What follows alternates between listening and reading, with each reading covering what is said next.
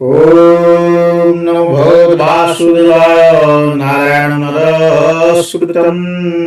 नरं चैव नरोत्तमं देवीं सरस्वती व्यासं ततो जयमुदीरयते। मूकं करोति वाचालं पङ्गुलयति जकृपातमहं वन्दे परमानन्दमाधवम्। स्कंदे पंचमोऽध्याय श्रीशुक उवाच शृण हे कुरु नृपवर गंगार तीरे से विदुर से गंगा तीरे उपवन दृढ़ निश्चले योगासन अगाधबोधे साधे ऋषि वृक्षर तले सेहु बसी मैत्रीय नाम ताहांकर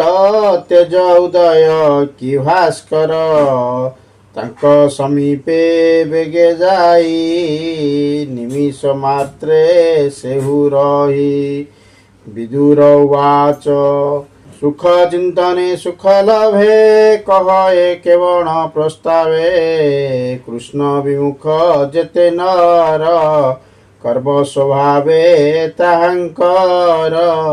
कहीं पाइबे सुख वांछा कुश्चित कर्म गुरु दीक्षा कृष्णर अनुग्रही जने भूत भविष्य वर्तमाने कुशल कर्म आचरन्ति क्षम कुशले से भुजन्ति सुधाम सुसाधु जनकर सार कहतु साधुंक विचार जेमंते धर्म को आराधी प्राणी लभंती सर्वसिद्धि से हरि थाई अनुमते भक्त भाव हृदगते निर्मल चिते ज्ञान कहे जन्म मरण पाप देहे से हरि नाना अवतारे संसारे केते कर्म करे स्वभावे त्रैलोक्य ईश्वर ब्रह्मा शंकरे अगोचर स्वभावे चेष्टा जार नाही किंपाई संसार सचई ब्रह्मांड करी नाना मूर्ति जे जीव जीवंते जियंती जीवंक मध्य सुखे सोहे केवल आत्मा सुखे मोहे जोगेश्वरंक हृदय से स्वभावे रहे एक आसे बहु प्रकारे प्रकाशई रवि जसने सुने थाई किबा विहरे ए जगते रूप प्रकाशे बहुमते कर्म करई ए जगते गोविंद प्रसन्न अर्थे से हरि चरितमृत सुनि संतोष नुहे चित से आदि लोकनाथ हरि जेवा तत्व आश्रय करी लोक आलोक रक्षा पाल सेवा भुवन मंडल नाना प्रकारे भेद करी प्राणी को कर्म सुते धरी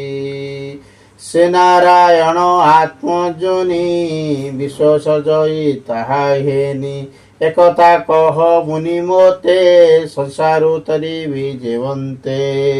अपरापर कथा जेते गोविंद चरित जेवंते व्यासंक मुखु अनुक्षणे शुणिछि तृषित श्रवणे अल्प सुख जालक्षण से कहीं करी रहिव मन से कहीं रहिव मन कृष्ण चरित तीर्थ प्रद हरई विषया विषाद सकले पूछे मुनिगणे जार चरित अनुक्षणे स्तुति करन्ति आत्मभावे केवल आत्मज्ञान लभे जे कथा पशि कर्ण द्वारे सुदीक्षण चक्र घिनी करे जे कर्म गृह बंदे थाई त्रिगुण जुगले देई जन्म मरण मार्गे टाणे से कर्म छिड़े तक्षणे एमंते कृष्ण कथा जेते कहिले मैत्रीय आग्रते कहिले मैत्रीय अग्रते जहा सुनन्ते कर्म जहा सुनते कर्ण पथे मन न रहे अवादुखे जहा सुनते नीति नीति विबे निबिड़े बड़ई विरति निबिड़े बड़ई पिरति से हरि श्रवण कथने जे प्राणी बंचे अनुक्षणे सकल दुख तार हरे रवि जसने अंधकारे जे हरि कथने विमुख तार जीवन व्यर्थ देख ताहार अमंगल स्मृति कर्ण सकाशु नाश जानती विकल्प कल्प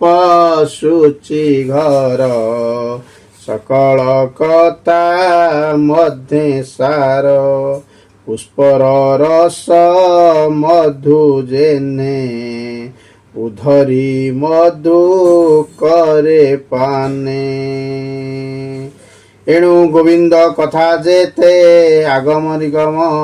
उकते उधरी कह विप्रमते जीवर मोक्ष आत्मतत्वे सृष्टि पालन सहरणे जे हरि आत्मा मोक्ष गणे नाना प्रकार शक्ति धरे अशेष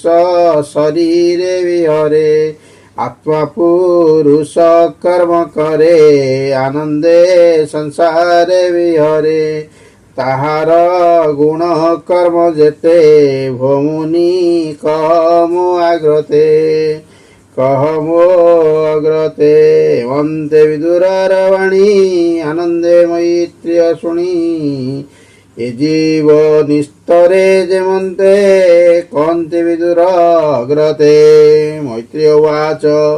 विदुर साधु तो वचन जने तरिवे दुखी जन एकता हरिपरायण विस्तारी पुछु तु कारण व्यासर वीर्ये तु स्वभावे जन्म लभिलु हरि भावे सुतीर गर्भे तोर जात एणु तु व्यासंकर सुत से विप्रशाप मुख्यते हरि भजिलु अविरते से हरि प्राण त्याग काले बने पिपल वृक्ष मूले तोहर अर्थे मते ज्ञान कहिले देवकी नंदन से फल तोते मु कहिबी सुनंता प्राणी निस्तारिबी से हरि जोग माया बळे लीला विहरे शयले विश्व सजन करे हरि जे रूपे जेवा कर्म करी सृष्टिर काले भगवान आत्मा को आत्मा रूपे ध्यान करीण देख एक क्षिति से पुणी आत्मा ज्ञाने थांती से शक्ति बळे ज्ञान स्मरी तक्षणे माया रूप धरी से शक्ति बळे ज्ञान स्मरी तक्षणे माया रूप धरी सत सत आत्मा जार से भावे स्थित ए संसार से माया बळे विधि रूपे त्रिगुण माया गुण सुखे पुरुष रूपे वीर्य थाई से वीर्य सुखे प्रकाशई ଅବ୍ୟକ୍ତ ବଳେ କାଳ ବଳ ମହତ ହୃଦୟ ନିଶ୍ଚଳ ସେ ଦିବ୍ୟ ଗୁଣ କାଳ ଅଂଶ ଅନ୍ଧାରେ ଯେନେ ରବି ଦୃଶ୍ୟ ଆତ୍ମାରେ ଆତ୍ମା ଜ୍ଞାନ ବଳେ ଗହରି ଯେହ୍ନେ ସିଧୁ ଜଳେ ଲହରୀ ଯେନେ ସିନ୍ଧୁ ଜଳେ ସେ ପୁଣି ଈଶ୍ୱରର ଇଚ୍ଛା ତହୁଁ ପୂଜେ ସୃଷ୍ଟି ଦୀକ୍ଷା